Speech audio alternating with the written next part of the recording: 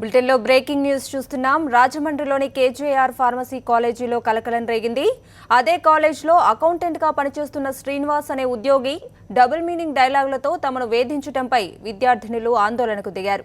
మరింత సమాచారాన్ని కరెస్పాండెంట్ హరీష్ అందిస్తారు. హరీష్, చెప్పండి, ఈ ఘటనకు సంబంధించి డీటెయిల్స్ ఏంటి? కవిత, కొన్ని రోజులుగా ఈ కేజేఆర్ ఫార్మసీ కాలేజీలో డి ఫార్మసీ విద్యార్థులు చదువుకుంటారు. దాదాపు 4 సంవత్సరాలకు సంబంధించి 300 మంది విద్యార్థులు దాకా ఉన్నారు.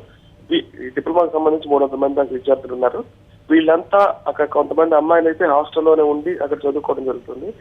ఈ కాలేజీకి సంబంధించి మేనేజ్మెంట్ కి సంబంధించిన వ్యక్తులు ఎవరు అక్కడ లేరు. చాలా దూరంగా వేరే ప్రాంతంలో ఉంటారు. ఓ ప్రిన్సిపల్ తో పాటు ఆ కాలేజ్ సిబ్బంది, ముఖ్యంగా ఎవరైతే ఈ పర్సన్ హెరాస్ చేస్తున్నాడో పిల్లల్ని, అతను అక్కడ అకౌంటెంట్ గా పనిచేస్తున్నాడు, పేరు శ్రీనివాస్. ఈ హెరాస్మెంట్ అనేది కొన్ని రోజులుగా సాగుతూనే ఉంది. ముఖ్యంగా అకౌంటెంట్ గా తన బాధ్యతలు చేసుకోవడంతో పాటు ఈ విద్యార్థులు కంప్యూటర్ క్లాసెస్ తీసుకోవడానికి ఇతను రావడం జరుగుతుంది. ఆ వచ్చే సమయంలో ఈ డబుల్ మీనింగ్ డైలాగులు మాట్లాడటం, ఏదో రకంగా అసభ్యకరమైన సందేశాలు పంపించే విధంగా మాట్లాడటంతో వాళ్ళు తీవ్ర ఇబ్బందులకు గురయ్యారు. ఇదే విషయాన్ని చాలాసార్లు చెప్పడం జరిగింది.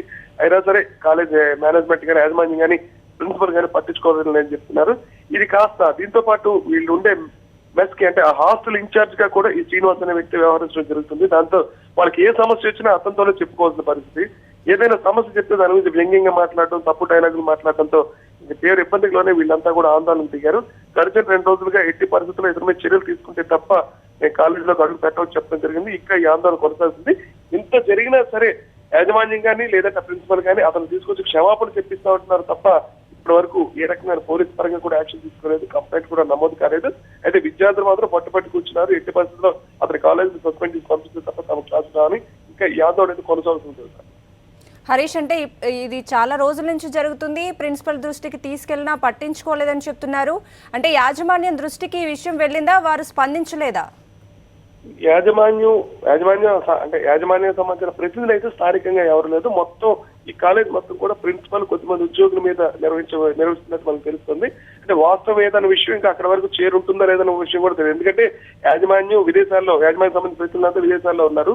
స్థానికంగా ఇతనికి బాధ్యత అప్పచెప్పడం జరిగింది. ఆయన దగ్గర ఉన్న స్టాఫ్, అంటే ప్రిన్సిపల్ మాత్రం కాలేజీని చూసుకుంటారు.